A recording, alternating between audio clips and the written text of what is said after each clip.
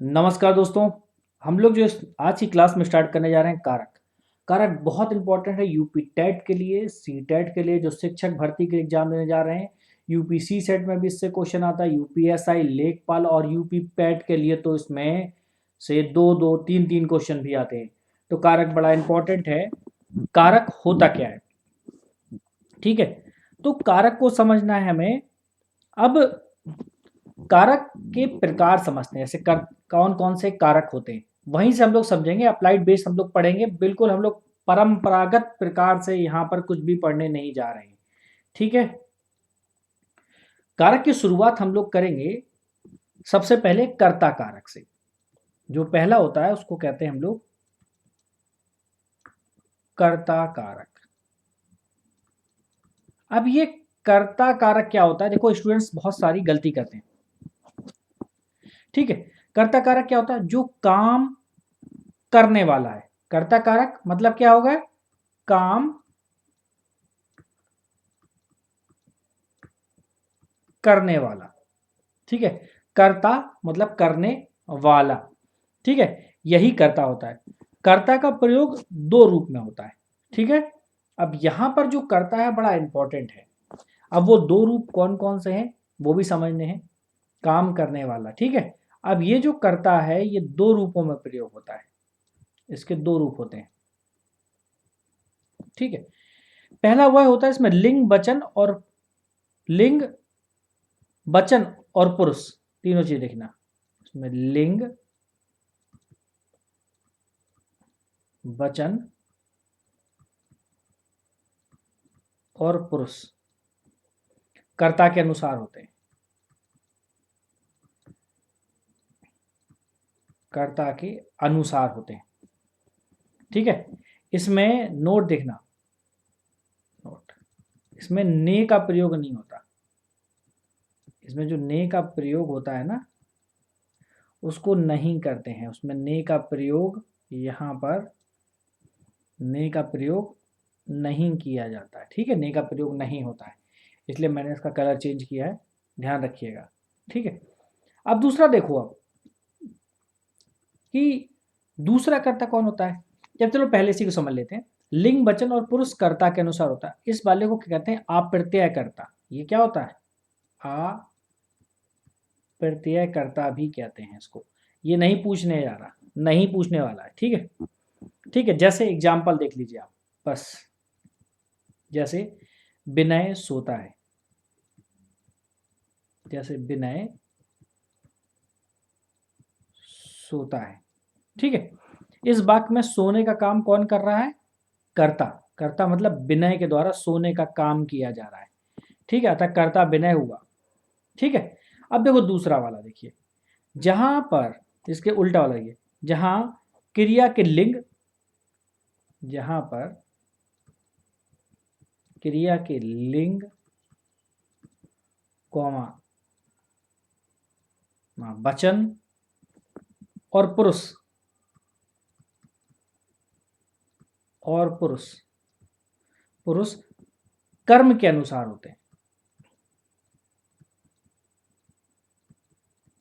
कर्म के अनुसार। देखिए यहां पर थे कर्ता के अनुसार, ठीक है। और यहां पर देखिए, यहां पर है वो कर्म के अनुसार।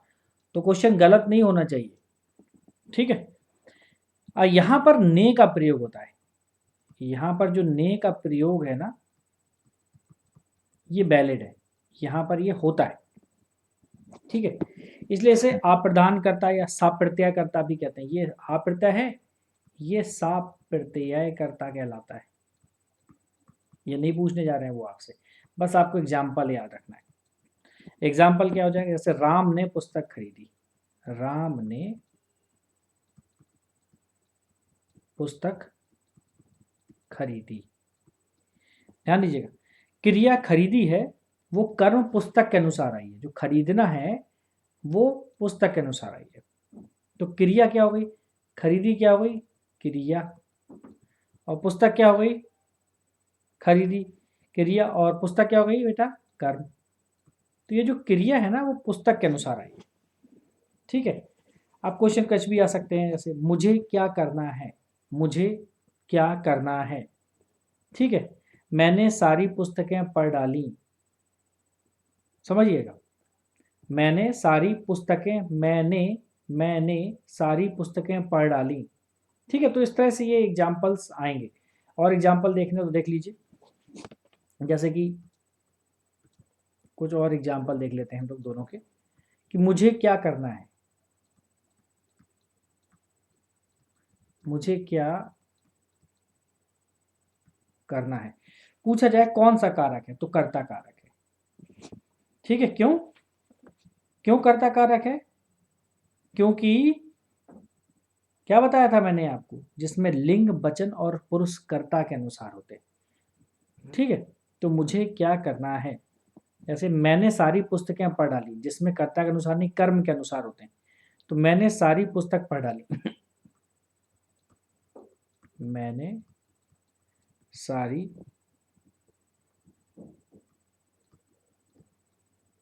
पुस्तक पढ़ डाली।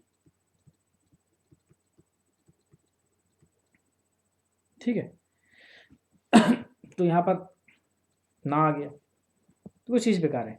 ठेले वाले से सब्जी खरीदी, ठेले वाले से सब्जी खरीदी। तो ठीक है, तो खरीदना किस पर डिपेंड करता है, सब्जी पर। ठीक है, तो ठेले वाले से, अब ये से को कुछ और नहीं समझना आपको। ठीक है, कर्ता ने कर्म को, और वो करण से, ये नहीं, कुछ नहीं समझना आपको। ठीक है, तो ये इस तरह से अशुद्धियां होंगी। दूसरा होता है कर्म कारक, सेकंड होता है कर्म कारक। अब मेरी बात थोड़ा सा ध्यान से समझना कर्म कारक के संबंध में। यहां पर क्रिया का फल जिस पर पड़ता है, यहां पर क्या है, क्या याद रखना है, क्रिया का फल जिस पर पड़ता है। ठीक है, वह क्या कहलाएगा, जिस पर पड़ता है। तो जिस पर पड़ेगा, ये जिस पर क्या हो जाएगा, ये कर्म हो जाएगा। याद रखना।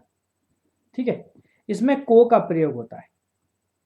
यहां पर क्या होता है, यहां पर कर्म को, कर्ता ने कर्म को नहीं कहते, तो यहां पर को विभक्ति है, को का प्रयोग है, और को का प्रयोग किया जाता है। जैसे एग्जाम्पल देख लो, देखना, शेर बकरी को खा गया। शेर बकरी को खा गया। ठीक है, देखो, एक तो को विभक्ति का प्रयोग हुआ है, ये समझना है। ठीक है, ये सबसे इंपॉर्टेंट बात है। और क्रिया का फल किस पर पड़ रहा है, बकरी पर। शेर जब बकरी को खा गया, बकरी को खा रहा है, तो बकरी क्या हो रही है, बकरी खत्म हो रही है, बकरी डेथ हो रही है। तो शेर बकरी को खा गया। ठीक है, तो क्रिया का फल, फल किस पे पड़ रहा है, बकरी पर पड़ रहा है। ठीक है, खाना क्या हो गई, क्रिया हो गई, फल किस पे पड़ रहा है, बकरी पर पड़ रहा है।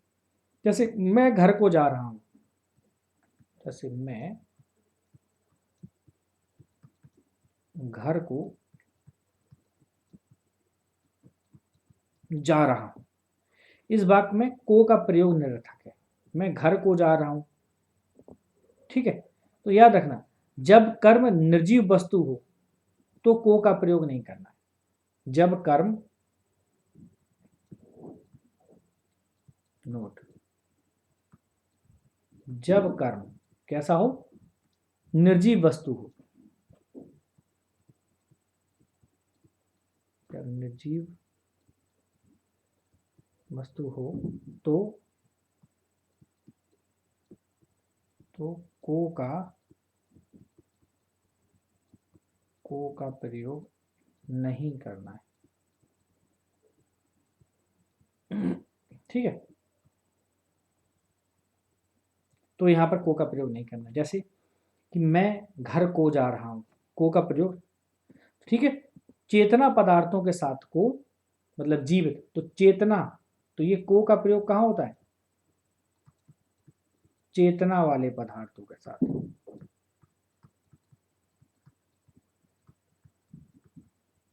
मेरे ख्याल में कंफर्म हो गया हो आपको। ठीक है, बड़ों को सम्मान दो। ठीक है, इस वाक्य में विशेषण संज्ञा के रूप में प्रयुक्त होने के कारण वाक्य में को लगाया गया है। ठीक है, अब कुछ देख लीजिए यहाँ पर कि जैसे दिया हो, इसका एक एग्जाम्पल दिया हो और करेक्शन करने को बोले। एग्जाम्पल सुनो, इस पाठ को पढ़ो, इस पाठ को पढ़ो। ठीक है, तो ये क्या हो गया, ये अशुद्ध है, ये अशुद्ध बात।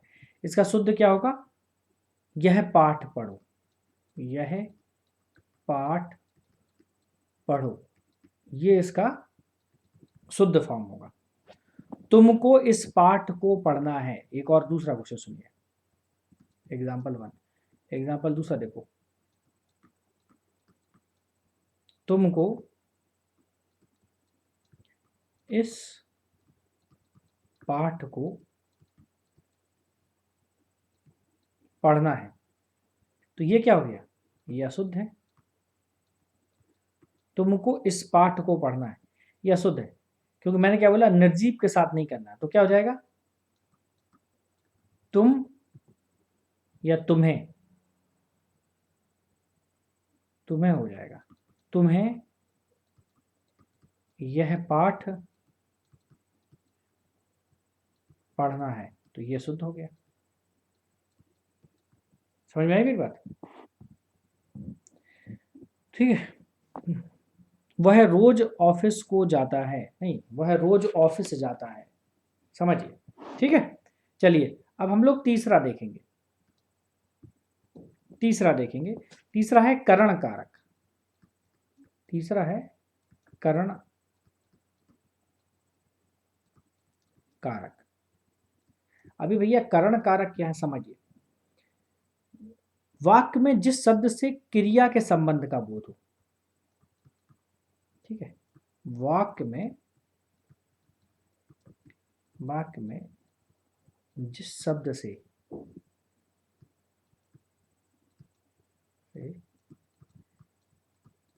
क्रिया के संबंध का बोध हो। ठीक है, उसे करण कारक कहते हैं। अब यहां पर से का प्रयोग होता है, यहां पर से का प्रयोग करते हैं। जैसे मैंने पेन से कॉपी लिखी, जैसे देखो एग्जाम्पल देख लो, जैसे कि मैंने पेन से कॉपी लिखी। ठीक है, तो से का प्रयोग हो रहा है। पेन का संबंध किससे है, पेन का संबंध कॉपी लिखने से। ठीक है, संबंध किससे, कॉपी लिखने से। ठीक है, अब यहां पर द्वारा का भी प्रयोग हो सकता है। ठीक है, इसके अलावा देखना तो द्वारा के इत्यादि भी कारण के विभक्ति के रूप में प्रयोग होता है। ठीक है, अब जैसे वह बस के साथ ही यात्रा कर रहा था, एग्जाम्पल देखो,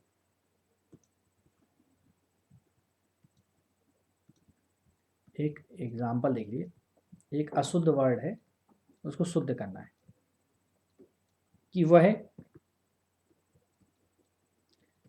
बस के साथ ही यात्रा कर रहा था। तो क्या हो जाएगा, इसका शुद्ध क्या हो जाएगा, वह बस से यात्रा कर रहा था। ठीक है, बात समझ में आई। अब एक अगला है संप्रदान कारक, संप्रदान कारक, ये फोर्थ है।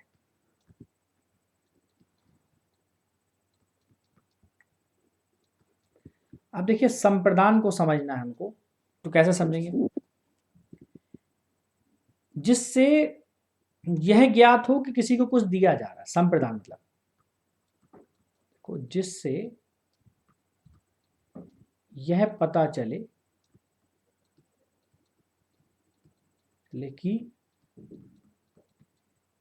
कि किसी को कुछ दिया जा रहा है या फिर किसी के लिए कुछ किया जा रहा है या किसी के लिए कुछ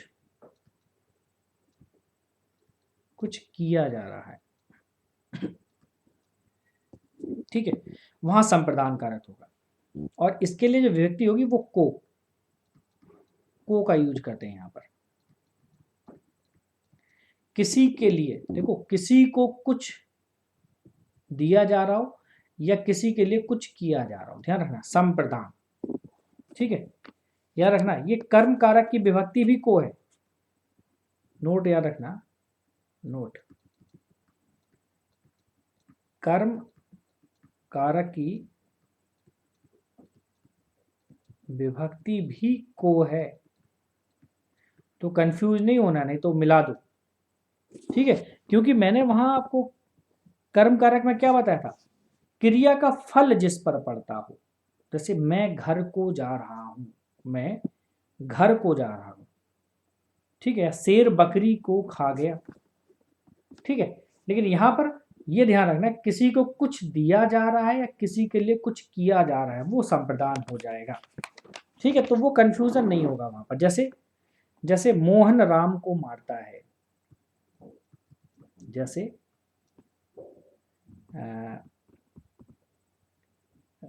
जैसे कर्म कारक में देख लेते हैं हम लोग। जैसे कर्म कारक में विभक्ति क्या थी, मोहन राम को मारता है। ठीक है, तो यहां पर जो को है वो कर्म कारक किसमें हुआ है। लेकिन अगर हम संप्रदान में समझें तो क्या ये ऐसे हो जाएगा, जैसे श्याम ने मोहन को पुस्तक दी। ठीक है, तो यहां पर कुछ दिया जा रहा हो या किसी के लिए कुछ किया जा रहा हो। श्याम ने राम की मदद की, श्याम ने राम की मदद की। ठीक है, तो दोनों में अंतर है। जहां कर्म कारक के उदाहरण में देखेंगे ना आप, तो विभक्ति का अर्थ से कोई संबंध नहीं है। ठीक है, संप्रदान कारक में को विभक्ति अलग अर्थ में प्रयुक्त हो रही है और कर्म कारक में को विभक्ति एक अलग अर्थ में प्रयोग हो रही है। तो यहां पर कुछ दिया जा रहा हो या कुछ किया जा रहा हो तो वो संप्रदान वाले में चला जाएगा। ठीक है, अब हमको समझना है, जैसे सीमा ने अपनी सहेली को उपहार दिया, वो भी क्या हो जाएगा, यही हो जाएगा। जैसे सीमा ने अपनी सहेली को उपहार दिया। ठीक है, तो कुछ देर है ना, यहां पर ये भी हो जाएगा। पंडित जी ने भक्तों को कथा सुनाई, तो ये भी कुछ देर है ना। पंडित जी ने भक्तों को कथा सुनाई, तो ये भी उसी सेंस में हो गया। चलिए अब हम लोग पांचवा देखते हैं, उसको बोलते हैं क्या, अपादान कारक।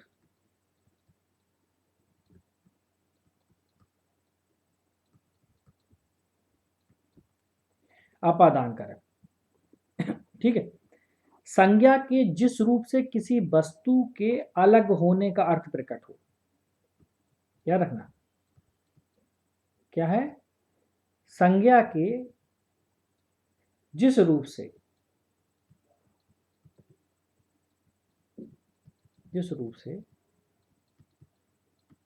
किसी वस्तु के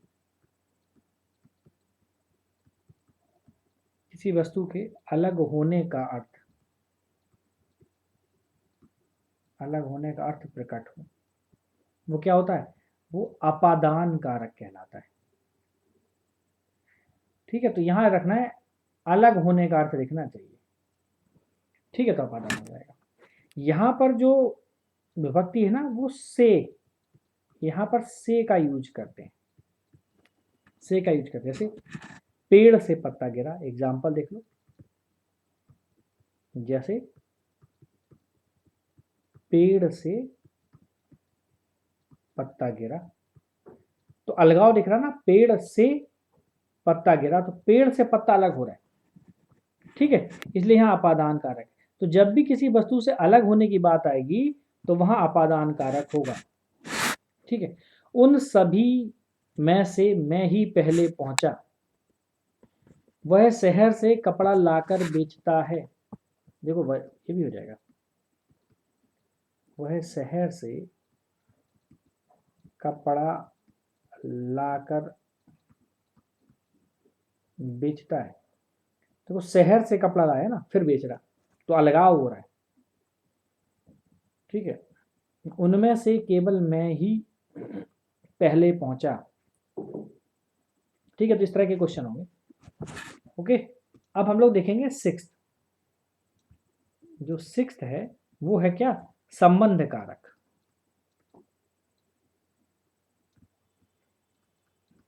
वो है संबंध कारक। अब संबंध कारक को समझिए, यहां पर किसी के साथ संबंध का बोध हो रहा हो, किसी के साथ संबंध का पता चल रहा हो, ठीक है। और यहां पर का यूज होगा, जैसे वाल्मीकि का रामायण, ठीक है, वाल्मीकि की रामायण की, तुम्हारा यहां क्या काम है, या फिर कुछ ऐसे समझ लो कि यह कुआं कैसे सूख गया, ठीक है। तो संबंध है, अपने पराये की भावना, या विदेश का आदमी यहाँ कैसे आ गया, या विदेशी यहाँ कैसे आ गया, तो इस तरह की चीजें आएंगी, ठीक है। तो रामायण का संबंध वाल्मीकि से है ना, तो वाल्मीकि रामायण, तो वाल्मीकि की रामायण या वाक्य में रामायण का संबंध वाल्मीकि से है।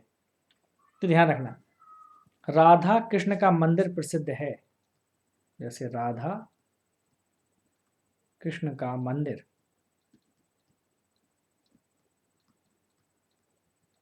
मंदिर प्रसिद्ध है, तो ये संबंध कारक हो गया।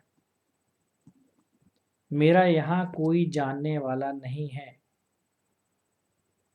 ठीक है। तो इस तरह के क्वेश्चंस आएंगे संबंध कारक में। अब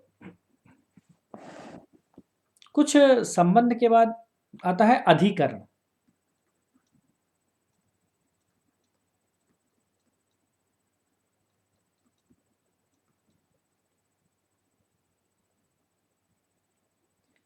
ठीक है। अब ये जो अधिकरण है ये कुछ डिफरेंट टाइप का होता है, मतलब अधिकरण का मतलब होता है कोई वस्तु जिसके आधार पर टिकी हो, ठीक है, उसे अधिकरण कहते हैं। यहां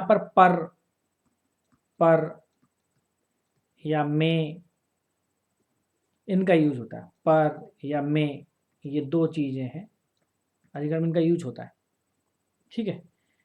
जैसे विज्ञान ने आदमी को चांद पर पहुंचा दिया, तो क्या है, मतलब जिसके आधार पर कोई वस्तु टिका हो, याद रखना, जिसके आधार पर कोई वस्तु टिकी हो वो अधिकरण होता है, जिसके आधार पर। जैसे एग्जाम्पल,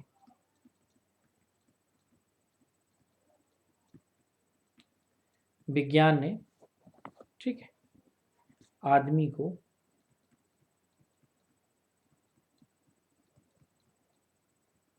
चांद पर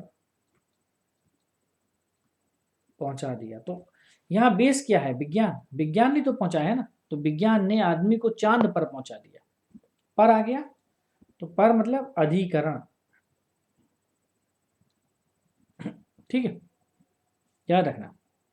तो इस वाक्य में पर विभक्ति यह प्रदर्शित करती है कि आदमी की जो स्थिरता है वो चांद पर विज्ञान के कारण है, ठीक है।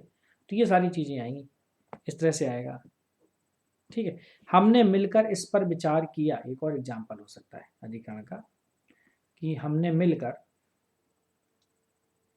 जैसे मान लो दिया हो, हमने मिलकर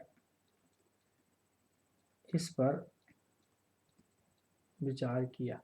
तो विचार कैसे किया, पर आया है, किस पर विचार किया, मतलब किसी भी चीज पर हमने विचार किया, इस पर विचार किया, कैसे किया, मिलकर, तो ये बेस है। ठीक है, तो इस तरह के क्वेश्चन आएंगे। अब नेक्स्ट है 8वां संबोधन कारक।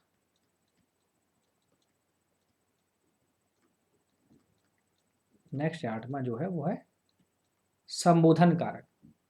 यहां पर किसी के पुकारने का संकेत मिलता है, किसी के